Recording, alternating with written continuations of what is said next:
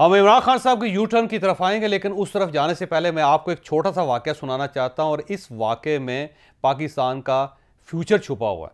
आज का जो यू टर्न है इमरान खान साहब का, इसका रेफरेंस इस वाक़े के साथ बड़ा गहरा है। कैसे गहरा है, पहले आप वाक़या सुने। एफबीआर के अंदर एक कस्टम के ऑफिसर होते थे और वो अफसर साहब ठीक ठाक किस्म की रिश्वत लेते थे, लेकिन उनकी रिश्वत उनकी बेगम के अकाउंट्स में जमा हो जाती थी।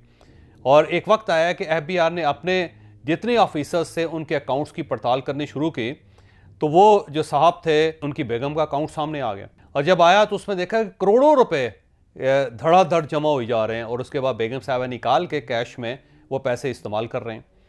तो उस अफसर को नोटिस जारी कर दिया गया और नोटिस का अनुमान ये था, बल्कि उसके अंदर एक सवाल था कि भाई साहब ये बताएं कि जो आपकी बेगम है, इनके अकाउंट में इतने ज़्यादा पैसे कहाँ से आ रहे हैं और क्यों आ रहे हैं, इसकी वजह क्या है। तो वो अफसर साहब जो है, उन्होंने जवाब जो लिखा था वो बड़ा कमाल था, क्योंकि उस जवाब में सब कुछ है। उन्होंने कहा जी आपकी बात दुरुस्त है, मैंने भी जब जाके बेगम के अकाउंट को चेक किया तो उसमें बहुत पैसे आए थे और फिर मैंने अपनी बेगम को बहुत ज़्यादा डांटा। मैंने उसे डांटा कि तुम्हारे अकाउंट में इतने पैसे क्यों आ रहे हैं, और इसका उसने जवाब कोई नहीं दिया। और ये जवाब था अफसर साहब का जो उन्होंने चेयरमैन साहब को लिखा था। अब आप इससे अंदाज़ा लगाएं कि चेयरमैन साहब खुद परेशान हो गए कि इस जवाब का क्या क्या इसका हल निकाला जा सकता है।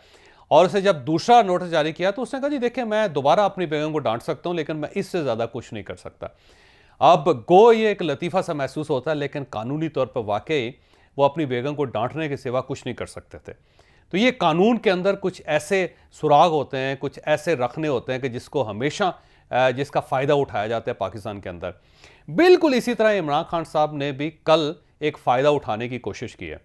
अब ये फ़ायदा क्या है उस तरफ मैं आऊँगा, लेकिन उससे पहले छोटी सी बैकग्राउंड आपको बताता चलूँ कि ये जो हुकूमत है पीडीएम की, आपको याद होगा कि इसने अगस्त 2022 में नैब के कवानीन में तरमीम कर दी थी और उस तरमीम के मुताबिक अब नैब के अंदर बहुत ज़्यादा पड़ताल नहीं की जा सकती थी और जो पुराने केसेस हैं उनको खोला नहीं जा सकता था। और आपको पता होगा कि बहुत ज़्यादा मुतनाज़ा किस्म की तरमीम थी और उसमें हमने सब ने शोर किया था कि इस गवर्नमेंट ने सिर्फ अपने आप को बचाने के लिए नैब का पूरा कानून बदल के रख दिया। इसमें इमरान खान साहब ने सुप्रीम कोर्ट ऑफ पाकिस्तान में एक पटिशन की थी और उस पर इमरान खान साहब का ये कहना था कि ये चोर हैं और इन चोरों ने अपनी करप्शन रोकने के लिए, अपनी करप्शन छुपाने के लिए, अपने आप को बरी करने के लिए ये तरमीम की है। सबसे ज़्यादा फ़ायदा इन तरमीम का इन लोगों को होगा।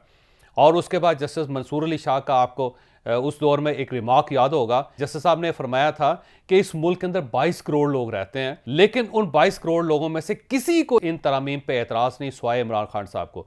तो इन तरमीम का नुकसान सिर्फ इमरान खान साहब को क्यों हो सकता है। तो उसमें बड़े कहकहे लगाए गए थे, लेकिन जाहिर है ये केस इमरान खान साहब का था, इसलिए ये पेंडिंग हो गया और ये चल रहा है। आज तक इस केस का फैसला नहीं हुआ और इनकी जो पिटीशन इमरान खान साहब की सुप्रीम कोर्ट ऑफ पाकिस्तान में आज भी पेंडिंग है। लेकिन कल इमरान खान साहब ने इन्हीं तरमीम को बुनियाद बना के इस्लामाबाद हाई कोर्ट के अंदर एक पिटीशन दायर कर दी। ख्वाजा हारिस साहब इस पिटीशन में इमरान खान साहब के वकील हैं।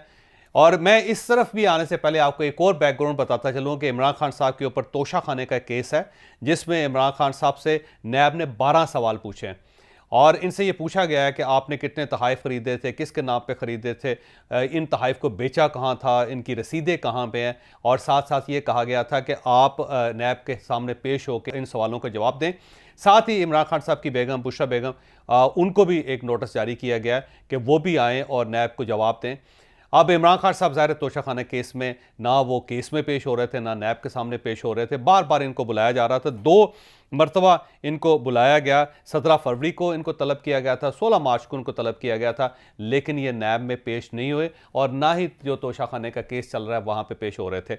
वहाँ पे बड़ी मुश्किल से इमरान खान साहब की ज़मानत हुई और आपको पता होगा कि नाकाबिले ज़मानत वारंट इनका जारी हो चुका था और जो कुछ जुडिशल कॉम्प्लेक्स में हुआ वो सब आपको पता है। तो ये दोनों जगहों पे इमरान खान साहब पेश नहीं हो रहे थे। तो अब इमरान खान साहब ने क्या किया कि इन्होंने इन नैब तरामीम को, जो अगस्त 2022 की तरामीम है, उनकी बुनियाद पर इस्लामाबाद हाई कोर्ट के अंदर एक दरख्वास्त दे दी कि जनाब अब ये बताएं कि जब ये तरामीम हो चुकी हैं तो इन तरामीम की बुनियाद पर मुझे क्यों बुलाया जा रहा है।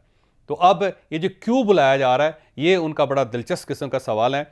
वो ये कहते हैं कि इन तरमीम के बाद नैब मुझे जब तक मेरे जुर्म की नोयत नहीं बताएगी उस वक्त तक मुझे पेश नहीं होना चाहिए।